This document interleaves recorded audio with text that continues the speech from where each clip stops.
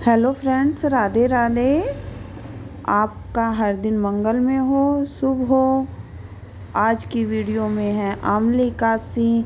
आंवली एकादशी का व्रत हम क्यों करते हैं, इसका महत्व क्या है और इसकी कथा।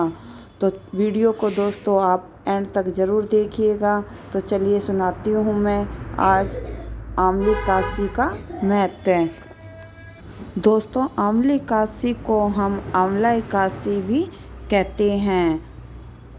हिंदू धर्म में एकादशी का व्रत बहुत ही महत्वपूर्ण स्थान रखता है। प्रत्येक वर्ष 24 एकादशियाँ होती हैं। जब अधिक मास या मल मास आता है तब इसकी संख्या बढ़कर 26 हो जाती है। आंवली एकादशी यानी कि आंवला एकादशी को शास्त्रों में उसी प्रकार श्रेष्ठ स्थान प्राप्त है जैसा नदियों में गंगा को प्राप्त है और देवों में भगवान विष्णु को। विष्णु जी ने सब सृष्टि की रचना के लिए ब्रह्मा को जन्म दिया। उसी समय उन्होंने आंवले के वृक्ष को जन्म दिया। आंवले को भगवान विष्णु ने आदि वृक्ष के रूप में प्रतिष्ठित किया। इसके हर अंग में ईश्वर का स्थान माना गया है। दोस्तों, भगवान विष्णु ने कहा है, जो प्राणी स्वर्ग और मोक्ष प्राप्ति की कामना रखते हैं दोस्तों, उनके लिए फागुन शुक्ल पक्ष में जो एकादशी आती है उस एकादशी का व्रत अत्यंत श्रेष्ठ माना गया है। इस एकादशी को हम आंवली एकादशी या आंवला एकादशी भी कहते हैं। दोस्तों, कहते हैं कि 1000 गोदान का फल प्राप्त करती है आंवला एकादशी का व्रत। मंधाता बोले कि हे वशिष्ठ जी, यदि आप मुझ पर कृपा करें तो किसी ऐसे व्रत की कथा कहिए जिससे मेरा कल्याण हो। महर्षि वशिष्ठ बोले कि हे राजन, सब व्रतों से उत्तम और अंत में मोक्ष देने वाले आंवली एकादशी के व्रत में वर्णन करता हूँ। आप दोस्तों इस कथा को ध्यान से सुनिएगा। यह एकादशी फागुन मास के शुक्ल पक्ष में होती है। इस पर व्रत के करने से समस्त पाप नष्ट हो जाते हैं। इस व्रत का फल 1000 गोदान के फल के बराबर होता है। दोस्तों, आपसे एक पौराणिक कथा कहती हूँ, आप ध्यान से सुनिए। एक वैदिक नाम का नगर था जिसमें ब्राह्मण, क्षत्रिय, वैश्य और शूद्र चारों वर्ण आनंद सहित रहते थे। उस नगर में सदैव वेद ध्वनि गूंजा करती थी तथा पापी, दुराचारी तथा नास्तिक उस नगर में कोई नहीं था। उस नगर में चित्ररथ नाम का चंद्रवंशी राजा राज करता था। वह अत्यंत विद्वान तथा धार्मिक था। उस नगर में कोई भी व्यक्ति दरिद्र व कंजूस नहीं था। सभी नगरवासी विष्णु भक्त थे और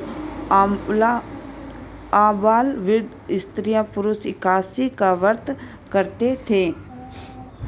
एक समय फागुन मास के शुक्ल पक्ष में आंवली एकादशी आई। उस दिन राजा, प्रजा तथा बाल बच्चे, बूढ़े सब ने इस व्रत को किया। राजा अपनी प्रजा के साथ मंदिर में जाकर पूर्ण पूजा स्थापित करके धूप, दीप और पंच यत्न आदि से आंवले की पूजा किया करते थे। हे धात्री, तुम ब्रह्म रूपी सर्वरूपी हो। तुम ब्रह्मा जी द्वारा उत्पन्न हुए हो और समस्त पापों का नाश करने वाले हो।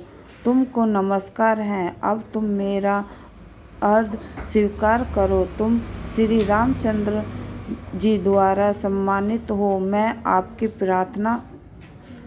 आपसे प्रार्थना करता हूँ, अतः मेरे समस्त पापों का नाश करो। उस मंदिर में सब ने रात्रि को जागरण किया।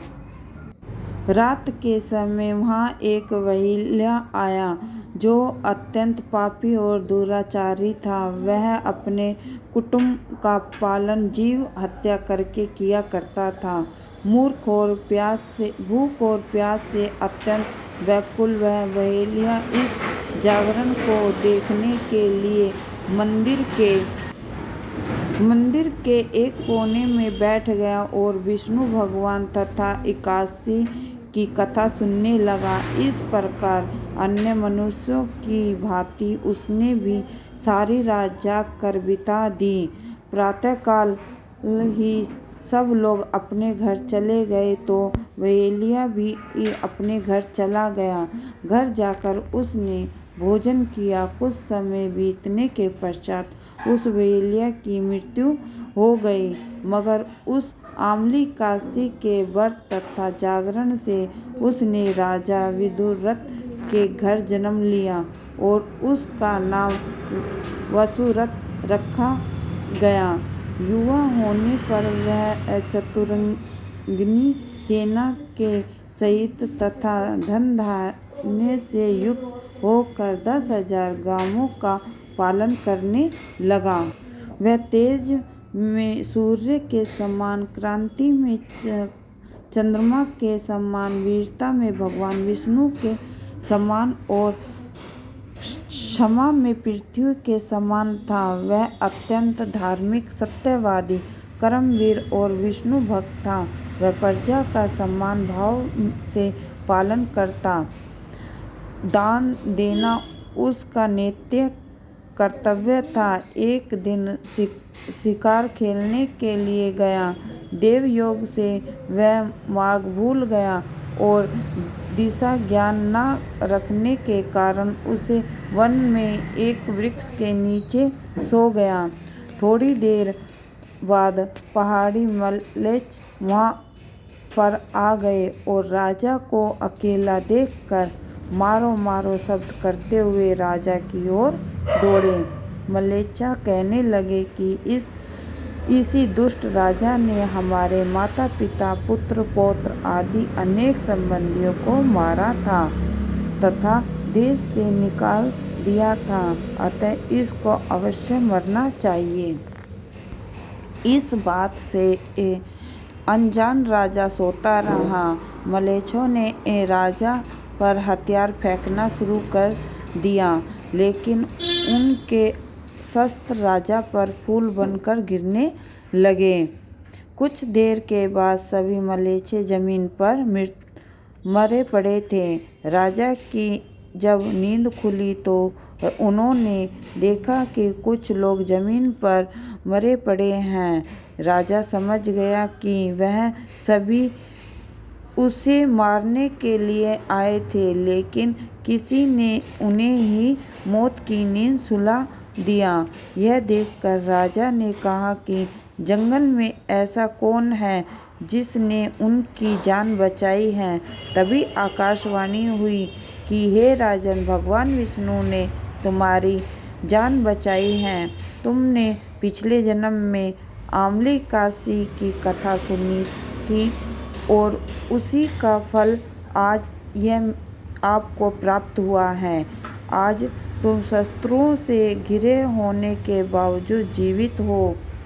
राजा अपने नगर लौटा और सुखी पूर्वक राज करने लगा और धर्म के कार्य करने लगा। महर्षि वशिष्ठ बोले कि हे राजन, यह आम्लिकासी के व्रत का प्रभाव था। जो मनुष्य इस आम्लिकासी का व्रत करते हैं वह प्रत्येक कार्य में सफल होते हैं और अंत में विष्णु लोक को जाते हैं।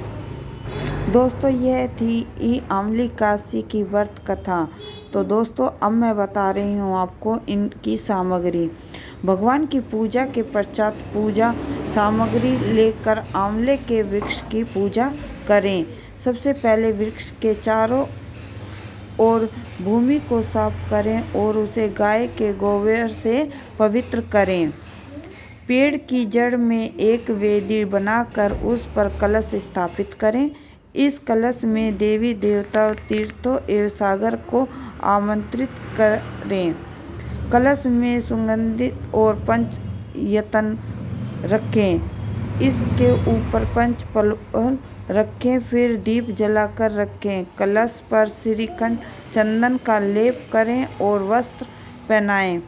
अंत में कलश के ऊपर श्री विष्णु के छठे अवतार परशुराम की स्वर्ण मूर्ति स्थापित करें और विधि रूप से परशुराम जी की पूजा करें। रात्रि में भगवत कथा व भजन कीर्तन करते हुए प्रभु का सिमरन करें। द्वादशी के दिन सुबह ब्राह्मण को भोजन करवा कर दक्षिणा दे तथा साथ ही परशुराम की मूर्ति सहित उस कलश को ब्राह्मण को भेंट कर दें और उसके पश्चात आप अन्न जल ग्रहण करें। दोस्तों, भगवान विष्णु ने कहा है, जो प्राणी स्वर्ग और मोक्ष की प्राप्ति की कामना करते हैं उनके लिए फाल्गुन शुक्ल पक्ष की एकादशी यानी कि आंवला एकादशी करनी चाहिए। इस व्रत को करने से सभी आपके पापों को मुक्ति मिलती है और साथ में मोक्ष की प्राप्ति भी होती है। दोस्तों, राधे राधे। आपको मेरी यह वीडियो कैसी लगी मुझे लाइक और कमेंट करके ज़रूर बताइएगा। मेरी वीडियो को ज़्यादा से ज़्यादा शेयर कीजिएगा। राधे राधे। जय श्री हरि। हरे कृष्णा हरे कृष्णा हरे कृष्णा। राधे राधे।